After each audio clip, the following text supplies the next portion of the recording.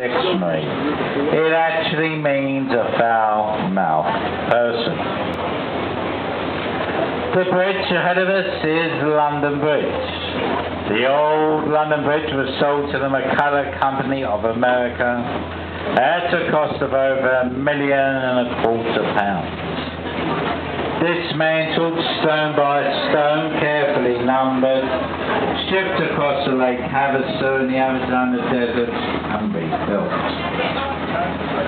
Here over to our right-hand shore, the gap in between the two office buildings before London Bridge, you'll shortly see a tall white Doric column with the gilded urn surmounting the top. This is the monument designed by Wren to commemorate the Great Fire of London of 1666. Great Fire of London lasted for 4 days, destroyed over 4/5 of London, including many of London's churches. As we clear London Bridge over to our left-hand shore, you will shortly see the 4 spires of Southwark Cathedral. This is where John Harvard was baptized in the year 1607. The same John Harvard that went to America, founded the Harvard School, now known as the Harvard University. John Harvard being the son of a local butcher. Keeping to our left, next to Pickford's Wharf in St Mary, over Wet Dock is a replica of Sir Francis Drake's Golden Hind. That particular vessel was built in Devon in 1974. She has already done more sea miles than the original, but she's already sailed around the world twice. Bridge ahead of us is the Cannon Street Railway Bridge. As we pass underneath this bridge, immediately over to our left-hand shore is a very famous pub, red-painted bay windows, called the Anchor of Bankside. It is in here that the 17th century diarist Samuel Pepys frequented, also Dr. Johnson, and on the original site itself Shakespeare had a changing room. The area to our left is known as Southwark, notorious in the 16th and 17th centuries for the verbatim pits, the cockfighting arenas, the vice den. Shakespeare's original Globe Theatre stood over on our left-hand shore in Park Street, destroyed by a fire in 1613. We're now passing underneath the Southwark Road and Traffic Bridge, opened in 1926. It is one of the least used of all of London's bridges, and also one of the narrowest. I didn't touch it, what did you do? Over there to our left-hand shore, behind Bankside Pier, is a white circular building with a thatched roof. This is a replica of Shakespeare's Globe Playhouse Theatre. That project was originally undertaken by the film producer Sam Wannerman. Also there to our left is a very large brown brick building with a chimney stack. This is the former Bankside Power Station. It was one of the largest oil-burning power stations to have been built on the banks of the Thames. Now home to the Tate Gallery of Modern Art, you'll be very pleased to know it has free admission. You don't have to pay to go in that building. But please be warned. They do have some weird and very wonderful exhibits, including unmade teenagers' beds, half a car, half a cow, pots and cans. Recently described as a collection of retrospective artistic pieces. We're now passing underneath the Millennium Footbridge. There over to our right, dominating the skyline, is Wren's masterpiece, St. Paul's Cathedral. St. Paul's to your right, the building with the black domed roof and the golden figure across top. St. Paul's took 35 years for completion, completed in 1710. It stands 365 feet in height. It has the second largest unsupported cathedral dome in the world, the largest being that in the Vatican in Rome. Hey Brian, do you want to go? Here ahead of us we have a group of three bridges. First bridge is the Blackfriars Railway Bridge. The second bridge, the one with abutments and red pillars. For this was the first railway bridge to span the Thames here in London, called the Alexandria or St. Paul's Railway Bridge, designed and built by Brunel, opened in 1864 by Her Majesty Queen Victoria. Shut down in 1923, the top superstructure for the bridge was only removed in 1984, and this was purely for safety reasons. Third bridge ahead of us is the Blackfriars Road and Footbridge. If you look to the abutments of this bridge very carefully, you will notice they resemble like pulpits of a church, as though they should. They was put there on the express orders of Queen Victoria to honour the Blackfriars monasteries stood on our right-hand shore. The monks in the monastery wore black habits, hence the name, Blackfriars. Over there to our right-hand shore is a semicircular building, Unilever House offices of the soap detergent manufacturers. Next to Unilever House there to our right, the building with a green sloping roof and black spar. But that's the former City of London School for Boys.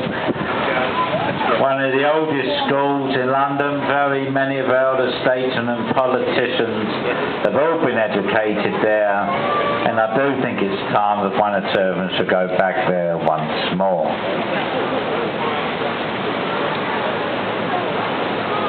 The red building to our right, it looks like a church, Design College.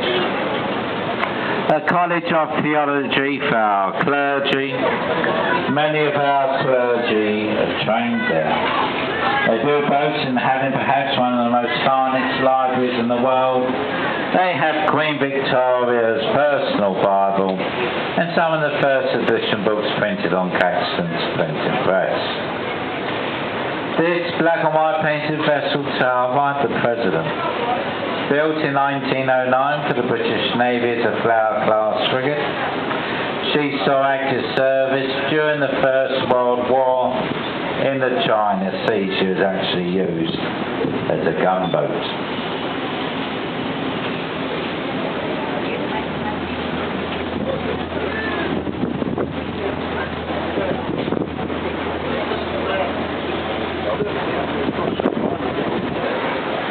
Ahead of us on our right is another vessel, white painted hull with a creamy painted funnel. She's called the Wellington, a gift to this country from the New Zealand Navy.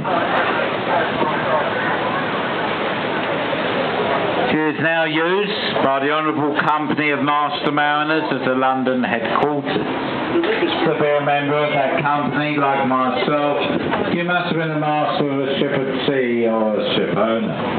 If you look to the stern of that vessel for any non-mariners on board, that's always a blunt end, or very carefully into the embankment wall, you'll see the stone brick archway. This is called Temple Gate. Temple Gate is the official boundary line, for we have just left the city of London and have now entered into the city of Westminster. And please remember that the city of London itself is one of the smallest cities in the world.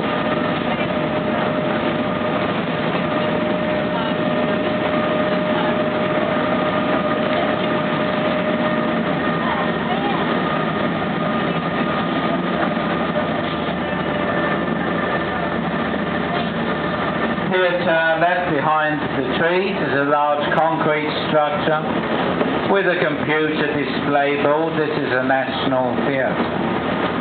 Opened in 1973 by Her Majesty the Queen. It's made up of 3 separate theatres inside and does boast in having some of the finest acoustics in the world. Here to our right, behind the trees, a long white stone building, green dome in the middle. Somerset House, originally built for the Duke of Somerset as a palace. It wasn't until recently where all births, deaths and marriages are registered there. Also attached to the building is the Department of the Inland Revenue, the Taxman, and under the name of the Hatcham, Catcham and Dispatcham Department. The bridge ahead of us is the Waterloo Road and Traffic Bridge.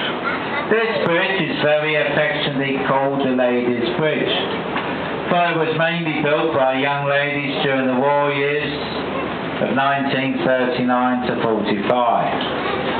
Now the face into the bridge itself are made out of a very expensive Halden stone, which does have self-cleansing qualities, but when it rains it does naturally clean itself. If you don't believe me, look to the undersides of the bridge, where the rain cannot penetrate the stonework. Here over to our right-hand shore on the embankment wall, we see a granite obelisk called Cleopatra's Needle. It is over 3,500 years old. It was a gift to this country from the grateful Egyptians to commemorate Lord Nelson's victory over Napoleon during the Battle of the River Nile. The twin obelisks of this one stand in Central Park, New York. Here over to our left-hand shore, behind the trees, is the Royal Festival Hall, the last remaining building for the 1951 Festival of Great Britain. Here ahead of us we have the Queen's Golden Jubilee footbridges and the Charing Cross Railway Bridge. Now as we pass underneath this railway system, we're also passing over another railway system. That's the Northern and Baker Underground system, passes directly beneath the bed of the River Thames at this precise point.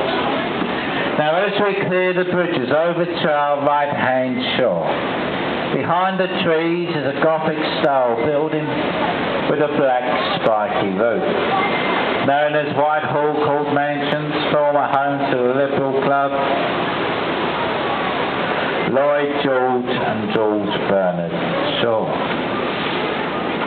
Ahead of us on our right along the embankment wall you see a memorial with the golden eagle on the top. This is the Royal Air Force Memorial. It's to commemorate for those who died during the First and Second World Wars for the Royal Flying Corps and the Royal Air Force.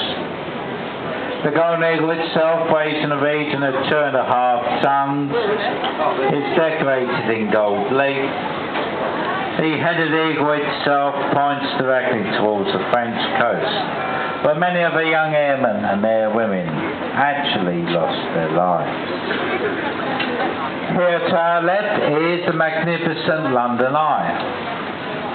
This wheel was originally built for British Airways back in 1999 for the Millennium Celebrations of 2000. Now owned by the EDF Energy Group. It is the 3rd largest Ferris wheel in the world. It has 32 capsules aboard there. Each capsule is capable of holding up to 25 passengers. Now at £21 a person, it has somewhat earned the reputation of being called the Wheel of Fortune. You can now actually get married on the London Eye for £2,500. You have the exclusivity of one of them pods.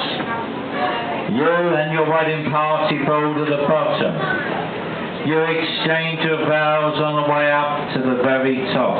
At the very top, the wheel is stopped for you to be pronounced man and wife. But then on, chaps, it is downhill the rest of the way. Here directly ahead of us is the Westminster Road and Traffic Bridge. It is the only bridge to span the tidal River Thames, with as many as 7 arches.